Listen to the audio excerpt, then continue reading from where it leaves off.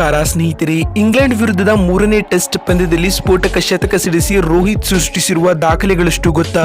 ಒಂದೇ ದಿನದಲ್ಲಿ 10 ವಿಶ್ವ ದಾಖಲೆ ನಿರ್ಮಿಸಿದ ರೋಹಿತ್ ಶರ್ಮಾ 60 ವರ್ಷಗಳ ದಾಖಲೆ ಪುಡಿ ಪುಡಿ ಮಾಡಿದ ಹಿಟ್ ಮ್ಯಾನ್. ಅಷ್ಟಕ್ಕೂ ರೋಹಿತ್ ಸೃಷ್ಟಿಸಿರುವ ಆ 10 ದಾಖಲೆಗಳಾದರೂ ಯಾವುವು ಗೊತ್ತಾ? ಇದ್ರ ಬಗ್ಗೆ ಇವತ್ತಿನ ಈ ಒಂದು ವಿಡಿಯೋದಲ್ಲಿ ಸಂಪೂರ್ಣವಾಗಿ ತಿಳಿಸ್ಕೊಡ್ತಾ ಹೋಗ್ತೀನಿ. ಹೀಗಾಗಿ ದಯವಿಟ್ಟು ಈ ವಿಡಿಯೋವನ್ನ ಕೊನೆವರೆಗೂ ನೋಡಿ ಸ್ನೇಹಿತರೆ. ಅದಕ್ಕಿಂತ ಮುಂಚೆ ನೀವು ಕೂಡ ರೋಹಿತ್ ಶರ್ಮಾರವರ ಅಭಿಮಾನಿಗಳಾಗಿ ಈ ವಿಡಿಯೋವನ್ನ ನೋಡುತ್ತಿದ್ದರೆ ತಪ್ಪದೆ ಈ ಕೂಡಲೇ ಈ ವಿಡಿಯೋಗೊಂದು ಲೈಕ್ ಮಾಡಿ.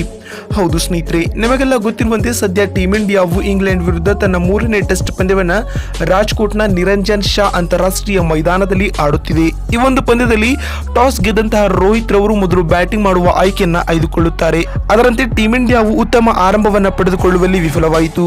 ಯಶಸ್ವಿ ಜೈಸ್ವಾಲ್ ರವರು 10 ರನ್ ಗಳಿಸಿ ನಿರ್ಗಮಿಸಿದರೆ ಶುಭ್ಮನ್ ಗಿಲ್ ರವರು ಡಕ್ಔಟ್ ಆದರು. ಇನ್ನು ರಜತ್ ಪಾಟಿದಾರ್ ರವರು 5 ರನ್ ಗಳಿಸಿ ಪೆವಿಲಿಯನ್ ಸೇರಿಕೊಂಡರು. ಇದರೊಂದಿಗೆ ಟೀಮ್ ಇಂಡಿಯಾವು ಬರೀ 33 ರನ್ಗಳಿಗೆ 3 ವಿಕೆಟ್ ಕಳೆದುಕೊಂಡು ಆರಂಭಿಕ ಆಘಾತವನ್ನ ಅನುಭವಿಸಿತು ಸ್ನೇಹಿತರೆ.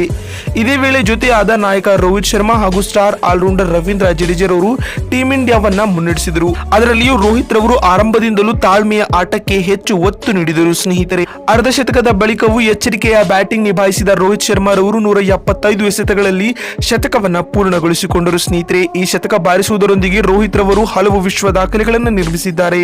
ಅಷ್ಟಕ್ಕೂ 3ನೇ ಟೆಸ್ಟ್ ನ ಮೊದಲ ದಿನದಲ್ಲಿ ರೋಹಿತ್ ಬರೆದಿರುವ ಆ 10 ವಿಶ್ವ ದಾಖಲೆಗಳು ಯಾವುವು ಅಂತ ನೋಡುವುದಾದ್ರೆ, ಮೊದಲನೇ ರೆಕಾರ್ಡ್ ಬಂದ್ಬಿಟ್ಟು ಈ ಶತಕ ಬಾರಿಸುವುದರೊಂದಿಗೆ ಅಂತಾರಾಷ್ಟ್ರೀಯ ಕ್ರಿಕೆಟ್ ನಲ್ಲಿ ಭಾರತ ತಂಡದ ಪರ ಅತಿ ಹೆಚ್ಚು ರನ್ ಕಲೆ ಹಾಕಿದ ಭಾರತದ 4ನೇ ಆಟಗಾರ ಎನಿಸಿಕೊಂಡಿದ್ದಾರೆ ಸ್ನೇಹಿತರೆ.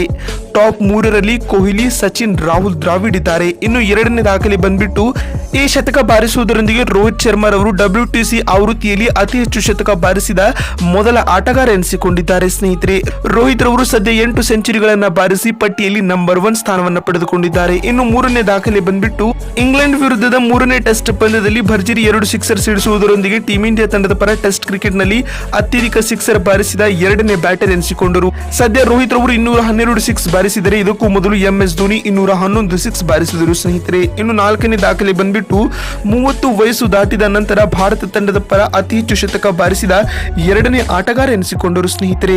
ಅಂದ ಹಾಗೆ 5ನೇ ದಾಖಲೆ ಬಗ್ಗೆ ಮಾತನಾಡುವುದಾದರೆ, ಈ ಶತಕದೊಂದಿಗೆ ಇಂಗ್ಲೆಂಡ್ ವಿರುದ್ಧ ಅತಿ ಹೆಚ್ಚು ಶತಕ ಬಾರಿಸಿದ ಭಾರತದ 2ನೇ ಓಪನರ್ ಎನಿಸಿಕೊಂಡರು. ಸದ್ಯ ರೋಹಿತ್ ರವರು ಇಂಗ್ಲೆಂಡ್ ವಿರುದ್ಧ 3 ಟೆಸ್ಟ್ ಸೆಂಚುರಿಗಳನ್ನ ಹೊಂದಿದ್ದಾರೆ ಸ್ನೇಹಿತರೆ. ಇನ್ನು 6ನೇ ದಾಖಲೆ ಬಗ್ಗೆ ಹೇಳುವುದಾದರೆ, ರೋಹಿತ್ ರವರು ಈ ಶತಕವನ್ನ ತಮ್ಮ 36ನೇ ವಯಸ್ಸಿನ 291ನೇ ದಿನದಲ್ಲಿ ಬಾರಿಸಿದರು. ಇದರೊಂದಿಗೆ ಅತಿ ಹೆಚ್ಚು ವಯಸ್ಸು ದಾಟಿದ ನಂತರ ಶತಕ ಬಾರಿಸಿದ ಭಾರತದ ಫಸ್ಟ್ ಕ್ಯಾಪ್ಟನ್ ಎನಿಸಿಕೊಂಡಿದ್ದಾರೆ ಸ್ನೇಹಿತರೆ. ಇನ್ನು 7ನೇ ದಾಖಲೆ ಬಂದ್ಬಿಟ್ಟು ರೋಹಿತ್ ರವರು ಈ ಶತಕ ಬಾರಿಸುವುದರೊಂದಿಗೆ ತಮ್ಮ ಟೆಸ್ಟ್ ವೃತ್ತಿ ಬದುಕಿನ 11ನೇ ಟೆಸ್ಟ್ ಶತಕ ಸಿಡಿಸಿದ ಸಾಧನೆಯನ್ನ ಮಾಡಿದರು. ಇನ್ನು 8ನೇ ದಾಖಲೆ ಬಂದ್ಬಿಟ್ಟು ರಾಜ್ಕೋಟ್ ಅಂಗಳದಲ್ಲಿ ತಮ್ಮ ಟೆಸ್ಟ್ ವೃತ್ತಿ ಬದುಕಿನ ಮೊದಲ ಶತಕವನ್ನ ಸಿಡಿಸಿದ ವಿಶೇಷ ಸಾಧನೆಯನ್ನ ಬರೆದರು ಬಂಧುಗಳೇ. ಇನ್ನು 9ನೇ ರೆಕಾರ್ಡ್ ಬಂದ್ಬಿಟ್ಟು ಈ ಶತಕದೊಂದಿಗೆ ರೋಹಿತ್ ರವರು ಇಂಗ್ಲೆಂಡ್ ವಿರುದ್ಧ ವೈಯಕ್ತಿಕವಾಗಿ 1000 ರನ್ ಕಲೆ ಹಾಕಿದ ವಿಶೇಷ ಸಾಧನೆ ಮಾಡಿದರು. ಇನ್ನು 10ನೇ ಹಾಗೂ ಅಂತಿಮ ದಾಖಲೆ ಬಂದ್ಬಿಟ್ಟು ಈ ಶತಕ ಬಾರಿಸುವುದರೊಂದಿಗೆ ರೋಹಿತ್ ರವರು 2024ರಲ್ಲಿ ತಮ್ಮ ವೃತ್ತಿ ಬದುಕಿನ ಮೊದಲ ಶತಕವನ್ನ ಸಿಡಿಸಿದರು ಸ್ನೇಹಿತರೆ.